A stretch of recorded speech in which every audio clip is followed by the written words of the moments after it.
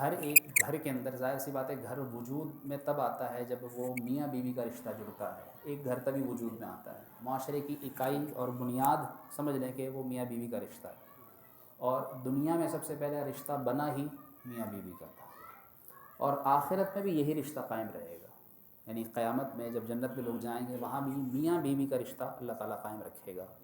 اولادیں وہ چونکہ وہ بھی اپنی اپنی زندگیاں قائم کر چکی ہوں گی دنیا میں، تو ان کو بھی اللہ تعالیٰ میاں بیوی کی صورت میں رکھے گا۔ پھر اولاد اور دوسرے رشتے وہ سارے بعد میں، پہلے میاں بیوی کا رشتہ۔ تو میاں کے بیوی پر اور بیوی کے میاں پر کیا حقوق ہیں اور کتنے حقوق ہیں، کون سے اور کتنے حقوق ہیں، یہ آپ نے ذہن میں رکھنا ہے انشاءاللہ۔ یہ میرا سوال ہے اور بہت سے لوگوں کو نہیں پتہ ہوگا یہ، تو انشاءاللہ اس کا سوال کا جواب میں آخر میں عرض کروں گا۔ آپ کے ذہن میں کوئی سوال ہے تو ایک ایک کر کے کر لیجیے۔ یہ خطبے میں چاروں خلفاؤں کے نام لیے جاتے ہیں، جی پھر ہاں، آل رسول کا نام لیا جاتا جی ہاں، ہے، یہ آیا کس وقت دور سے شروع ہوا؟ بہت اچھی بات کی انہوں نے۔ دیکھیے سیدنا عثمان غنی رضی اللہ تعالیٰ عنہ کے دور سے دو اذانوں کا سلسلہ شروع ہوا۔ یہ جو ہم دو اذانیں خطبے سے پہلے ایک اذان ہوتی ہے اور اس کے بعد جو ہے وہ ایک اذان پہلے ہو جاتی ہے۔ تو قرآن کریم کے اندر سورہ جمعہ کے اندر فرمایا گیا یا ایھا الذین آمنوا اذا نودی للصلاۃ من یوم الجمعۃ فاسعوا الی ذکر اللہ، کہ اے ایمان والو کہ جب اذان دی جائے، تمہیں ندا دی جائے جمعے کے لیے تو تم اس کی سعی کرو۔ تو پہلی اذان کے وقت ہی خرید و فروخت ہو گئی حرام۔ اس کے بعد یہ دوسری اذان کا سلسلہ شروع ہو گیا، حضرت عثمان غنی۔ اصل میں اس دور میں لوگ سستی کیا کرتے تھے، اور سستی یوں کیا کرتے تھے کہ اذان ہو گئی اور اس کے بعد وہ ان تک خبر نہیں پہنچی یا ویسے کسی کام میں لگے رہے، تو پھر حضرت عثمان غنی نے یاد دہانی کے طور پر اس دوسری اذان کو شروع کروایا۔ رہی بات جو انہوں نے سوال کیا کہ خطبے میں یہ چاروں خلفاء اور اس کے بعد پھر آل رسول کا ذکر کیا جاتا ہے، یہ کب سے شروع ہوا؟ یاد رکھیے کہ یہ بنو امیہ کا جو خاندان تھا اس کے دور میں جب چونکہ خطبہ دیے جاتے تھے تو پھر کچھ گروہوں نے، کچھ ایسے گروہ گزرے کہ جنہوں نے صحابہ کا انکار کرنا شروع کر دیا تھا، اور جب انہوں نے انکار کرنا شروع کیا تو پھر باقاعدہ خلفائے راشدین کے بعد اس وقت کے حاکم نے یہ حکم دیا خطباء کو کہ تم جمعے کے اندر ان صحابہ کا بالترتیب ذکر کیا کرو۔ تو اس وجہ سے آپ دیکھیں کہ جب ہم خطبہ پڑھتے ہیں تو اس وقت کہتے ہیں خصوصاً علی افضل البشر بعد الانبیاء بالتحقیق۔ اس وقت لوگوں کو سمجھ میں نہیں آتا، یا سمجھ میں آتا اور کتنوں کو تو یاد بھی ہو جاتا ہے سن سن کر، لیکن کبھی پڑھنے کو کہیں تو نہیں پڑھ سکیں گے، چلو ایک عادت کی بات ہے۔ لیکن یہ ذہن میں رکھیں کہ اس وقت یہ جو خطبہ ہے، یہ خطبہ سننا یہ فرض ہے۔ اس دوران یعنی خطبہ جب ہو، خطبے کے دوران چلنا پھرنا کوئی بھی کام کرنا یہ حرام ہے، اور لوگ اس وقت جو ہے وہ صفحے بس وقت پھلانگ کر آ رہے ہوتے ہیں یا ادھر گھوم پھر رہے ہوتے ہیں۔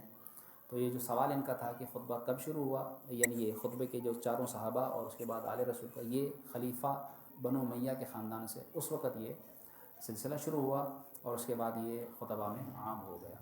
اور رسول اللہ صلی اللہ تعالیٰ علیہ وآلہ وسلم اللہ کی حمد و ثنا پر اور دیگر دینی احکام پر جو ہے وہ خطبہ فرمایا کرتے تھے۔ آپ صلی اللہ علیہ وسلم جب خطبہ فرماتے تھے، جیسے رمضان کا مہینہ ہوتا تو رمضان میں کے مہینے میں جب خطبہ دیتے تو پھر روزے کے فضائل بیان کرتے تھے، اسی میں زکوٰۃ کا ذکر فرمایا کرتے تھے۔ حج کا موقع ہوتا تو اس وقت آپ صلی اللہ علیہ وسلم خطبے میں حج کے خطبے بیان فرمایا کرتے تھے، حج کے فضائل، حج کے احکام، فرض کیا ہے، اس میں ضروری چیزیں کیا ہیں۔ اور دراصل دیکھا جائے تو اب تو چونکہ اب دین سے دوری ہو گئی نا، دیکھیں ایک سوال ہے اس میں کتنی ساری باتیں آپ کو سننے کو مل رہی ہیں۔ اب تو جو ہے وہ ہم دین سے اس وجہ سے اتنے دور ہو چکے ہیں کہ دین سے دوری کی وجہ سے عربی خطبہ تو سمجھ میں آتا نہیں ہے، تو یہ جو پہلے اردو کا بیان ہوتا ہے نا، یہ دراصل اصل تو خطبہ وہی ہے جو عربی میں ہوتا ہے۔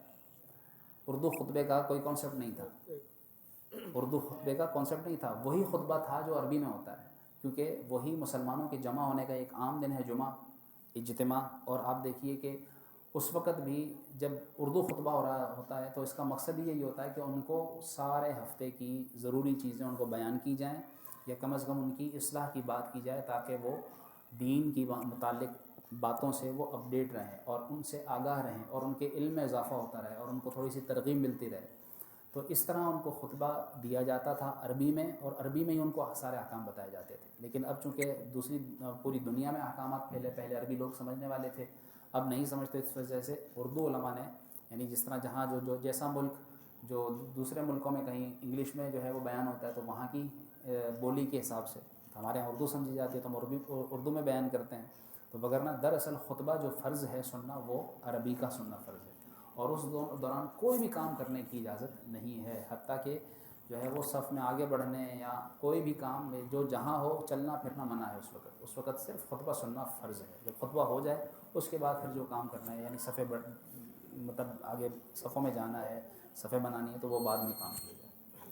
صحیح، یہ اس کا جواب ہے۔ درود پڑھ لیجیے، صلو علی الحبیب صلی اللہ تعالیٰ علی محمد صلی اللہ علیہ وسلم۔ فجر کی نماز میں حی علی الصلاۃ کے بعد خیر من النوم کا الفاظ استعمال کیا جاتا ہے، تو وہ پہلے بھی ادا کیا جاتا تھا یا اس کا بعد میں ادا؟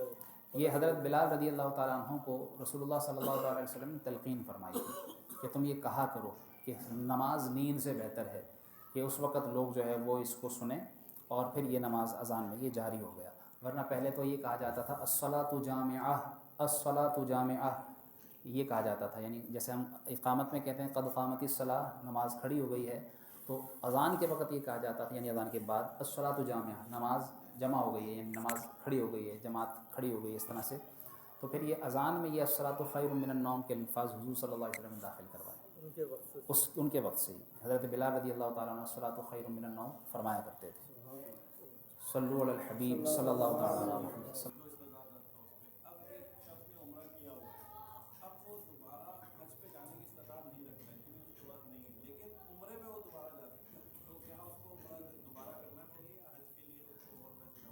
دیکھیے بہت گہرا سوال ہے اور اچھا سوال ہے کہ کسی نے ایک دفعہ عمرہ کر لیا، اب اس کے بعد وہ دوبارہ اس کو اب حج پر اللہ تعالیٰ توفیق دے، لیکن حج کی توفیق نہیں ہے، لیکن دوبارہ عمرے کی اس کے پاس استطاعت ہے، عمرہ 2-3 لاکھ میں ہو جاتا ہے، 2 لاکھ میں ہو جاتا ہے، 1.5 لاکھ میں ہو جاتا ہے، لیکن حج کے لیے 5 لاکھ روپے چاہیے، 7 لاکھ روپے چاہیے، تو حج پر تو نہیں جا سکتا۔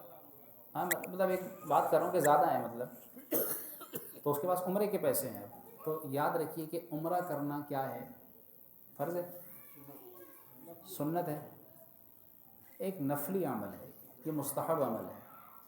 اچھا آپ دیکھیے کہ حج، اب کسی سے پوچھا جائے حج کب فرض ہوتا ہے، کتنے لوگوں کے ہاں یہ معروف ہے لوگوں میں کہ بھائی گھر میں جوان اولاد ہے، بیٹی کی صورت میں یا بیٹے کی صورت میں پہلے اس کی شادی کرو، اس کے بعد تم حج پر جانا ہے، یہ آپ نے سنا ہوگا، ہاں صحیح ہے نا، کہ بھائی پہلے بیٹیوں کی شادی کرو اس کے بعد حج پر جانا، حالانکہ بیٹی کی شادی سے حج کا کوئی تعلق نہیں ہے۔ جس کے پاس اتنے پیسے جمع ہو گئے کہ وہ حج کا سارا خرچ بھی دے سکے، یعنی آج کل جو ٹکٹ ہے، وہاں کا ویزا ہے، جو بھی وہاں کے خرچے ہوں گے جتنے دن کے، وہ جو بھی گورنمنٹ کی فیس ہے یا پرائیویٹ جو بھی، اور پیچھے اس کے گھر میں اگر اس کی اولاد ہے، اس کی بیوی بچے ہیں، تو ان کو وہ اتنا خرچہ دے کے جا سکے کہ پیچھے وہ کھانے پینے کے محتاج نہ ہوں گے۔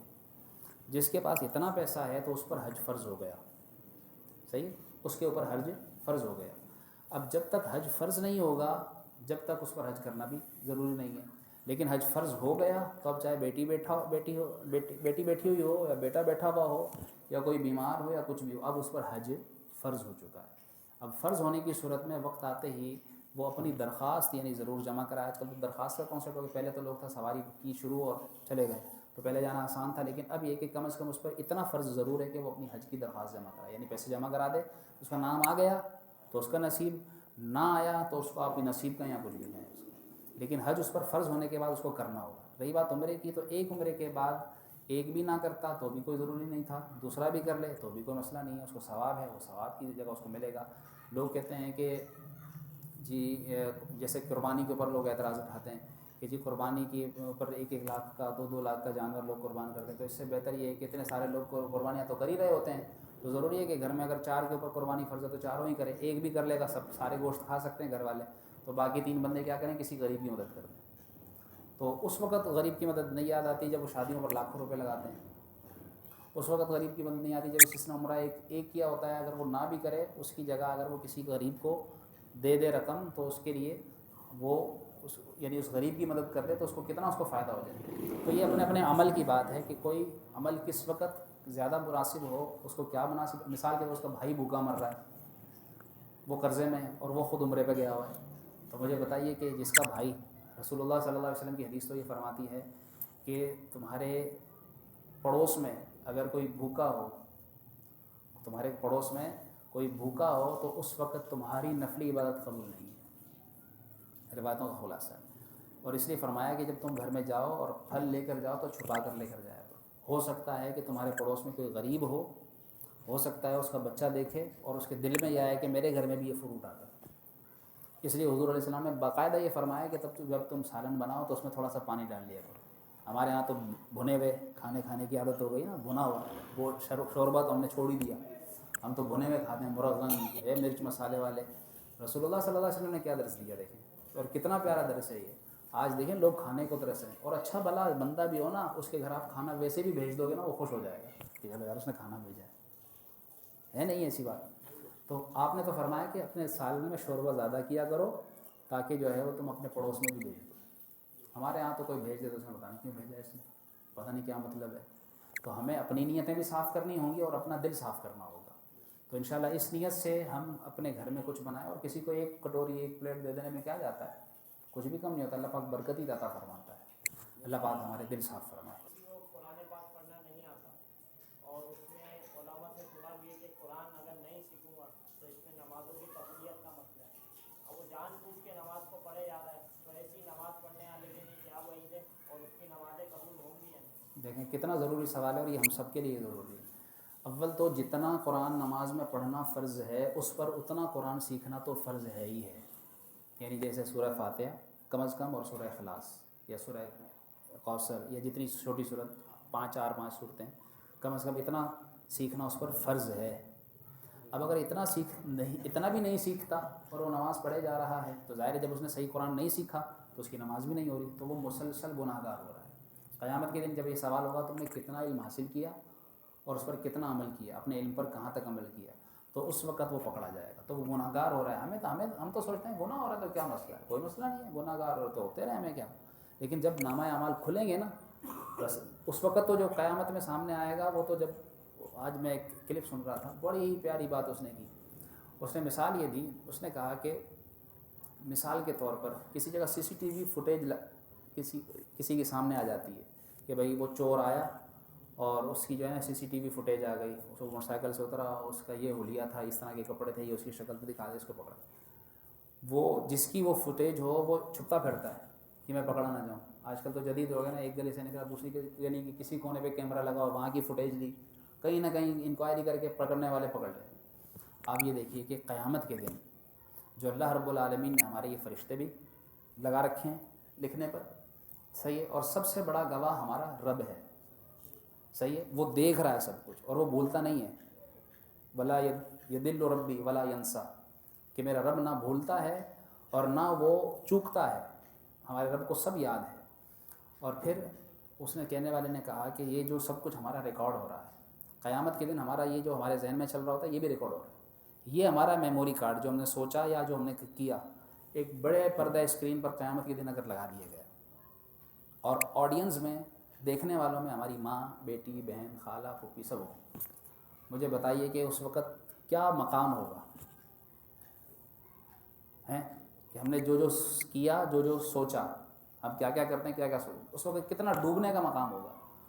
تو ہمیں تو اس وقت سے ڈرنا چاہیے کہ جب ہمارا سب کچھ، اور اس وقت حکم دیا جائے گا پڑھ کر سناؤ، اقرا کفا بنفسک الیوم علیک حسیبا، آج تو وہ پڑھ، آج تیرا اپنا ہی تیرے لیے کافی ہے۔ تو اس وقت شرم سے ڈوب مرنے کا مقام ہوگا۔ تو قیامت کے دن یہ سب قیامت میں سامنے آ گیا تھا، لیکن دنیا کے اندر ہمیں جو ہمارے ساتھ بیت رہی ہے نا، وہ ہم دیکھ رہے ہیں اچھی طرح۔ کسی پریشانی میں ہیں، کسی مصیبت میں ہیں، تو ہم یہ سمجھ رہے ہیں کہ پتہ نہیں کیا ہو گیا، وہ پتہ نہیں، وہ یہی ہوا ہے کہ ہم نے قرآن ہی صحیح پڑھنا نہیں سیکھا، نماز تو پڑھ رہے ہیں لیکن گناہ گار ہیں، تو گناہ کا وبال آ رہا ہے، ہم سمجھ نہیں رہے۔ تو وعید یہی ہے اس کے اوپر کہ وہ مسلسل گناہ گار ہوگا، اور اس کو سیکھنا ضروری ہے۔ ہاں اس نے سیکھنا شروع کر دیا، الحمدللہ عشاء کے بعد ہم سکھا رہے ہیں قرآن صحیح پڑھنا، بزرگ ہیں 2 3 ماشاءاللہ پڑھ رہے ہیں، نوجوان بھی بیٹھ رہے ہیں، تھوڑا 5 منٹ بیٹھتے ہیں، 10 منٹ سبق سناتے چلے جاتے ہیں، تو ایک لفظ بھی آپ کا روزانہ صحیح ہو گیا۔ قرآن میں لفظ ہی کتنے لفظ ہیں؟ 29 حروف ہیں ٹوٹل۔ ایک مہینے میں آپ کے الفاظ صحیح ہو گئے، یا روزانہ ایک لفظ بھی صحیح کریں گے تو انشاءاللہ قرآن صحیح ہو جائے گا انشاءاللہ۔ صحیح، صلو علی الحبیب صلی اللہ علیہ وسلم۔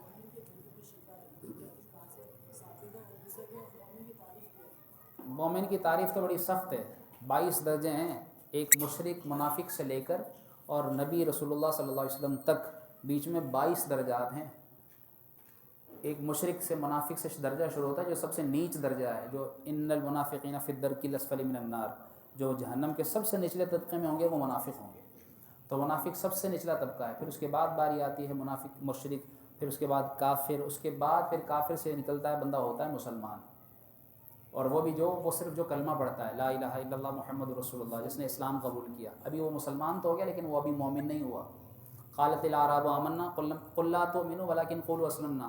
عربی دیہاتی بدو جو آتے تھے رسول اللہ صلی اللہ علیہ وسلم سے کہتے ہیں ہم ایمان لائے.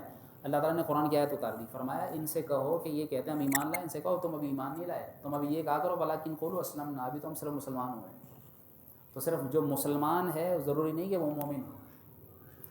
اب مومن کی کیا تعریف ہے؟ مومن کی بہت تعریفیں ہیں, ورنہ تو سادہ تعریف میں دیکھا جائے تو جو ایمان لے آیا وہ مومن ہو گئے.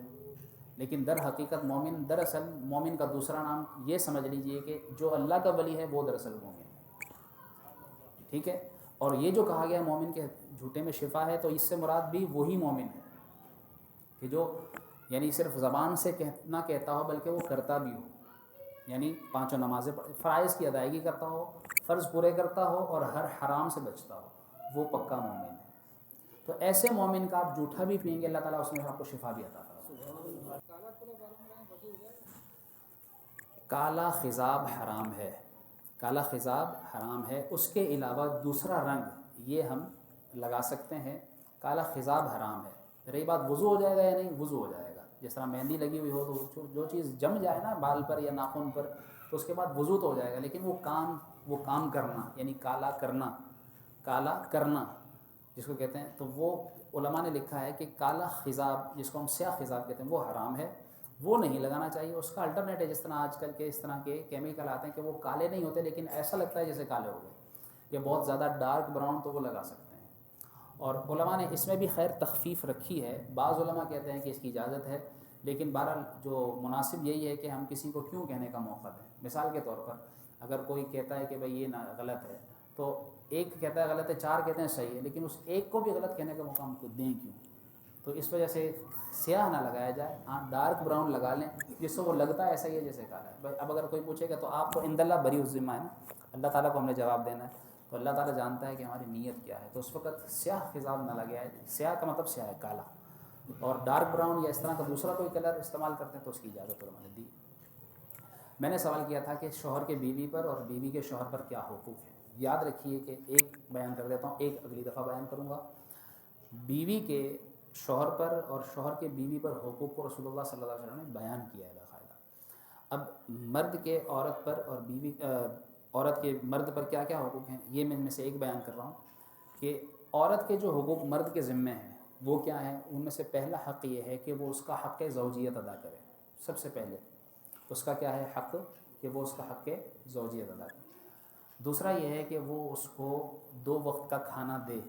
اس میں بڑی تفصیل ہے, میں اگلی دفعہ بیان کروں گا, بس سن لیں صرف موٹے موٹے کہ اس کو وہ 2 وقت کا, ہمارے یہاں تو 5 وقت کا کھانا کھایا جاتا ہے آج کل. صبح کی چائے ہے, تو پھر اس کے بعد جو ہے وہ لنچ ہے, تو پھر صرف ایک انٹرٹینمنٹ کے لیے, ایک فریش ہونے کے لیے, پھر جس کو ہم وہ کیا کہتے ہیں, ایک لنچ اور بریک فاسٹ کو ملا کر ایک لفظ بناتا ہے برنچ. جی ہاں برنچ, بہت جدید دور ہے, ہم تو بہت پیچھے رہ گئے ہیں. یہ تو پتہ نہیں کیا کیا جدید اصطلاحات آ چکی ہیں. برنچ ہے جو نہ جو بریک فاسٹ ہے نہ وہ لنچ ہے, وہ بیچ کا کھانا ہے. اب ہمارے ہاں تو لوگ اٹھتے 11 بجے 12 بجے. اس کے اوپر بھی میں تو بڑا شدید جو ہے وہ لوگوں کو سمجھتا ہوں. آپ خود دیکھیں نا, ہم لوگ کو کہتے ہیں کہ جی زوال آ گیا, زوال کے ٹائم تو اٹھتا ہے بھائی, تو زوال ہی آئے گا اور کیا آئے گا. زوال کے ٹائم اٹھے گا تو زوال ہی آئے گا, زوال کے ٹائم شٹر اٹھے گا تو زوال ہی آئے گا اور کیا آئے گا. تو ہمارے یہاں تو 5 وقت کا کھانا, پھر شام کے جو ہے نا وہ ریفریشمنٹ الگ ہوتی ہے, 5 بجے کی چائے, اس کے ساتھ کوئی نمکو تو چپس, تو پتہ نہیں کیا کیا, پھر رات کا کھانا 5 دفعہ کھاتے ہیں. 2 وقت کا کھانا مرد پر عورت کو دینا یہ واجب ہے, صبح کا اور شام کا. چلو اب وہ 10 وقت کا کھلائے, اللہ نے اس کو دیا تو دے, لیکن حق کی بات کر رہا ہوں کہ حق اس کا یہ ہے کہ اس کو 2 وقت کا دن میں وہ کھانا دے گا, اور اس کو سال کے 2 جوڑے دے گا, یہ اس پر واجب. اب آپ گھر میں جا کے یہ سنا مت دیجیے گا کہ امام صاحب نے آج ہمیں بتایا ہے, تو وہ پتہ چلے کہ وہ عورتوں کی ادھر لائن لگی ہوئی ہے اور وہ کہیں کہ امام صاحب کیا بتا دیا. یہ میں آپ کو حق بتا رہا ہوں, میں آپ کو حق بتا رہا ہوں کہ حق یہ ہے, ورنہ آپ روزانہ اس کو 6 جوڑے لا کے دیں, میں آپ کو نہیں روک سکتا. اللہ نے آپ کو دیا, ضرور دیں. کہنے کا مقصد یہ ہے کہ جو 2 بھی نہیں دے رہے بیچارے, جو ہے وہ گھر کے اندر عورت کو تنگ کر کے رکھا ہوا ہے, اس کو کما کے نہیں لا کے دے رہے. گھر کی عورتیں کمانے نکل رہی ہیں, فیکٹریاں بھری ہوئی ہیں عورتوں سے. تو مردوں کی یہ حالت ہو گئی ہے آج کہ عورتوں کی کمائی کھا رہے ہیں. تو کھلانا عورت کو مرد کی ذمہ داری ہے. مرد کو کھلانا چاہیے اپنی عورت کو کہ وہ اس کو بٹھا کر کھلائے, اس کو بٹھا کر پہنائے. اسی طریقے سے اس کو 4 دیواری کا ایسا گھر جس میں وہ خود مختار ہو, جس میں کوئی بھی ٹانگ نہ اڑائے. اس کا اپنا کچن ہو, اس کا اپنا باتھ روم ہو, اس کا اپنا کمرہ ہو جس میں وہ خود مختار ہو, کوئی اس میں بار بار جو اس کو روکے ٹوکے نہ. ایسا گھر دینا اس کو, چاہے ایک کمرے کا ہو جس میں وہ سر چھپا سکے, جس میں وہ رہ سکے. ایسا گھر دینا یہ مرد کی ذمہ داری ہے. انشاءاللہ باقی چیزیں میں اگلی دفعہ بیان